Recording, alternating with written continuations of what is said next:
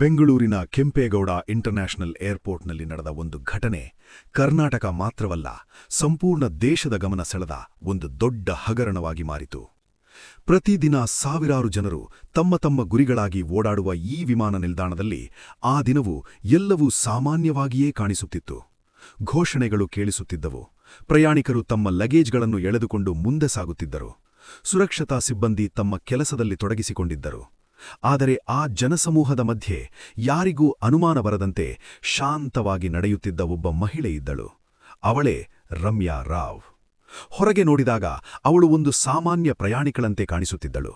ಆದರೆ ಆ ಕ್ಷಣದಲ್ಲಿ ಅವಳ ಜೀವನವೇ ಸಂಪೂರ್ಣವಾಗಿ ಬದಲಾಗಲಿದ್ದದ್ದು ಯಾರಿಗೂ ತಿಳಿದಿರಲಿಲ್ಲ. ರಮ್ಯಾ ರಾವ್ ಕನ್ನಡ ಚಿತ್ರರಂಗದಲ್ಲಿ ತನ್ನದೇ ಆದ ಗುರುತನ್ನು ನಿರ್ಮಿಸಿಕೊಳ್ಳಲು ಪ್ರಯತ್ನಿಸುತ್ತಿದ್ದ ಒಬ್ಬ ಉದಯೋನ್ಮುಖ ನಟಿ. ಅವಳ ಜೀವನ ಹೊರಗೆ ನೋಡಿದಾಗ ಬಹಳ ಆಕರ್ಷಕವಾಗಿತ್ತು.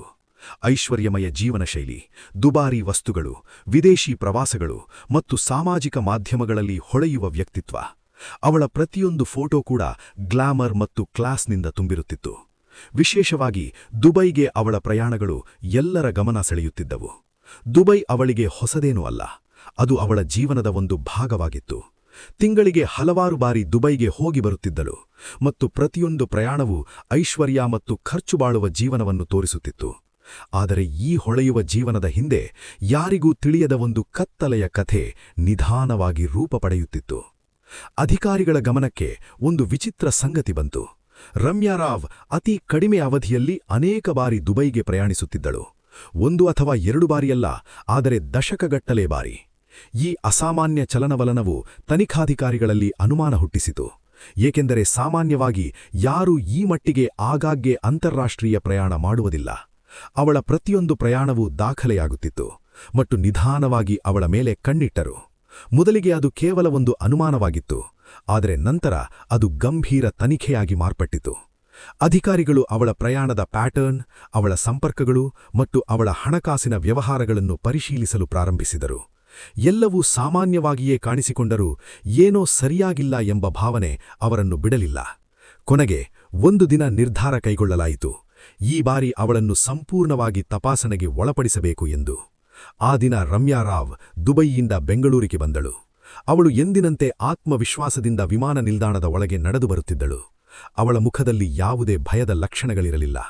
ಆದರೆ ಆ ಕ್ಷಣದಲ್ಲಿ ಅವಳ ಪ್ರತಿಯೊಂದು ಹೆಜ್ಜೆಯನ್ನು ಅಧಿಕಾರಿಗಳು ಗಮನಿಸುತ್ತಿದ್ದರು. ಅವಳನ್ನು ತಡೆದರು. ಮೊದಲಿಗೆ ಅದು ಒಂದು ಸಾಮಾನ್ಯ ತಪಾಸಣೆಯಂತೆ ಕಾಣಿಸಿಕೊಂಡಿತು. ಆದರೆ ಕೆಲವು ಕ್ಷಣಗಳಲ್ಲಿ ಪರಿಸ್ಥಿತಿ ಸಂಪೂರ್ಣವಾಗಿ ಬದಲಾಯಿತು. ತಪಾಸಣೆ ಗಂಭೀರವಾಗುತ್ತಾ ಹೋಯಿತು. ಅವಳ ಸಾಮಾನುಗಳನ್ನು ಪರಿಶೀಲಿಸಲಾಯಿತು. ನಂತರ ಇನ್ನಷ್ಟು ವಿವರವಾಗಿ ಪರಿಶೀಲನೆ ಆರಂಭವಾಯಿತು ಮತ್ತು ಕೊನೆಗೆ ಅಲ್ಲಿ ಕಂಡದ್ದು ಎಲ್ಲರನ್ನೂ ಬೆಚ್ಚು ಬೀಳಿಸಿತು. ರಮ್ಯಾ ರಾವ್ ತನ್ನ ದೇಹದ ಮೇಲೆ ಚಿನ್ನವನ್ನು ಮರೆಮಾಡಿಕೊಂಡು ಸಾಗಿಸುತ್ತಿದ್ದಳು.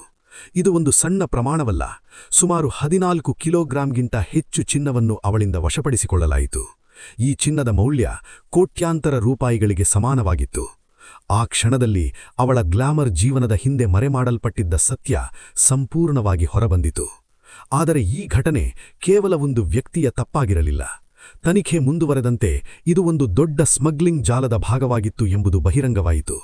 ಅಂತಾರಾಷ್ಟ್ರೀಯ ಮಟ್ಟದಲ್ಲಿ ಕಾರ್ಯನಿರ್ವಹಿಸುತ್ತಿದ್ದ ಈ ಜಾಲವು ಚಿನ್ನವನ್ನು ವಿದೇಶಗಳಿಂದ ಭಾರತಕ್ಕೆ ಅಕ್ರಮವಾಗಿ ತರಲು ಪ್ರಯತ್ನಿಸುತ್ತಿತ್ತು. ರಮ್ಯಾ ರಾವ್ ಈ ಜಾಲದ ಒಂದು ಪ್ರಮುಖ ಕೊಂಡಿಯಾಗಿದ್ದಳು. ಅವಳ ಪ್ರಯಾಣಗಳು, ಅವಳ ಸಂಪರ್ಕಗಳು ಮತ್ತು ಅವಳ ಹಣಕಾಸಿನ ವ್ಯವಹಾರಗಳು ಎಲ್ಲವೂ ಈ ಜಾಲದ ಭಾಗವಾಗಿದ್ದವು. ತನಿಖಾಧಿಕಾರಿಗಳು ಅವಳ ಫೋನ್ ದಾಖಲೆಗಳು, ಬ್ಯಾಂಕ್ ವ್ಯವಹಾರಗಳು ಮತ್ತು ಅವಳ ಸಂಪರ್ಕಗಳನ್ನು ಪರಿಶೀಲಿಸಲು ಪ್ರಾರಂಭಿಸಿದರು. ಪ್ರತಿದಿನ ಹೊಸ ಹೊಸ ಮಾಹಿತಿ ಹೊರಬರುತ್ತಿತ್ತು. ಈ ಪ್ರಕರಣ ಇನ್ನಷ್ಟು ದೊಡ್ಡದಾಗುತ್ತಿತ್ತು. ಇನ್ನಷ್ಟು ಜನರ ಹೆಸರುಗಳು ಹೊರಬರುತ್ತಿದ್ದವು. ಈ ಜಾಲ ಎಷ್ಟು ದೊಡ್ಡದು ಎಂಬುದು ನಿಧಾನವಾಗಿ ಸ್ಪಷ್ಟವಾಗುತ್ತಿತ್ತು. ಈ ಪ್ರಕರಣ ಮಾಧ್ಯಮಗಳಲ್ಲಿ ಭಾರೀ ಚರ್ಚೆಗೆ ಕಾರಣವಾಯಿತು. ಟಿವಿ ಚಾನೆಲ್ಗಳು, ಸುದ್ದಿಪತ್ರಿಕೆಗಳು ಮತ್ತು ಸಾಮಾಜಿಕ ಮಾಧ್ಯಮಗಳು ಈ ವಿಷಯವನ್ನು ನಿರಂತರವಾಗಿ ಚರ್ಚಿಸುತ್ತಿದ್ದವು. ಜನರು ಆಶ್ಚರ್ಯಪಟ್ಟರು. ಒಮ್ಮೆ ಗ್ಲಾಮರ್ ಮತ್ತು ಯಶಸ್ಸಿನ ಸಂಕೇತವಾಗಿದ್ದ ರಮ್ಯಾ ರಾವ್ ಈಗ ಒಂದು ದೊಡ್ಡ ಹಗರಣದ ಮುಖವಾಗಿ ಪರಿಣಮಿಸಿದ್ದಳು. ಅವಳ ಖ್ಯಾತಿ ಕ್ಷಣಾರ್ಧದಲ್ಲಿ ಕುಸಿದುಬಿಟ್ಟಿತು. ಬಂಧನ, ವಿಚಾರಣೆ ಮತ್ತು ಕಾನೂನು ಪ್ರಕ್ರಿಯೆಗಳು ಅವಳ ಜೀವನವನ್ನು ಸಂಪೂರ್ಣವಾಗಿ ಬದಲಾಯಿಸಿಬಿಟ್ಟವು. ಒಂದು ಸಮಯದಲ್ಲಿ ಹೊಳೆಯುತ್ತಿದ್ದ ಅವಳ ಭವಿಷ್ಯ ಈಗ ಅಸ್ಪಷ್ಟವಾಗಿತ್ತು. ಈ ಕಥೆ ನಮಗೆ ಒಂದು ಮಹತ್ವದ ಪಾಠವನ್ನು ನೀಡುತ್ತದೆ. ನಾವು ಹೊರಗೆ ನೋಡುತ್ತಿರುವ ಜೀವನ ಯಾವಾಗಲೂ ನಿಜವಲ್ಲ. ಗ್ಲಾಮರ್ ಮತ್ತು ಐಶ್ವರ್ಯದ ಹಿಂದೆ ಕೆಲವೊಮ್ಮೆ ದೊಡ್ಡ ರಹಸ್ಯಗಳು ಮರೆಮಾಡಲ್ಪಟ್ಟಿರುತ್ತವೆ. ತಪ್ಪು ದಾರಿಯಲ್ಲಿ ಹಣ ಗಳಿಸುವ ಪ್ರಯತ್ನ ಯಾವಾಗಲೂ ಅಪಾಯಕಾರಿಯಾಗಿರುತ್ತದೆ ಮತ್ತು ಅದರ ಅಂತ್ಯ ಯಾವಾಗಲೂ ಕೆಟ್ಟದ್ದೇ ಆಗಿರುತ್ತದೆ. ಈ ಪ್ರಕರಣ ನಮಗೆ ಕಾನೂನಿನ ಮಹತ್ವವನ್ನು ನೆನಪಿಸುತ್ತದೆ. ಯಾರೇ ಆಗಿರಲಿ, ಎಷ್ಟೇ ಪ್ರಭಾವಶಾಲಿಯಾಗಿರಲಿ, ಕಾನೂನಿನಿಂದ ತಪ್ಪಿಸಿಕೊಳ್ಳಲು ಸಾಧ್ಯವಿಲ್ಲ. ಕೊನೆಗೆ ಈ ಕಥೆಯ ಸಾರಾಂಶ ಏನೆಂದರೆ, ಜೀವನದಲ್ಲಿ ಸತ್ಯದ ದಾರಿಯನ್ನು ಆಯ್ಕೆ ಮಾಡುವುದು ಅತ್ಯಂತ ಮುಖ್ಯ. ಹೊರಗಿನ ಹೊಳಪು ನಮಗೆ ಮೋಸ ಮಾಡಬಹುದು, ಆದರೆ ನಿಜವಾದ ಯಶಸ್ಸು ಸದಾ ಪ್ರಾಮಾಣಿಕತೆಯಲ್ಲೇ ಇರುತ್ತದೆ. ಮತ್ತು ಅತ್ಯಂತ ಮುಖ್ಯವಾಗಿ, ಅತಿದೊಡ್ಡ ರಹಸ್ಯಗಳು ಎಷ್ಟು ಜಾಗೃತವಾಗಿ ಮರೆಮಾಡಿದರೂ ಒಂದು ದಿನ ಅವು ಹೊರಬರುವುದನ್ನು ಯಾರೂ ತಡೆಯಲು ಸಾಧ್ಯವಿಲ್ಲ.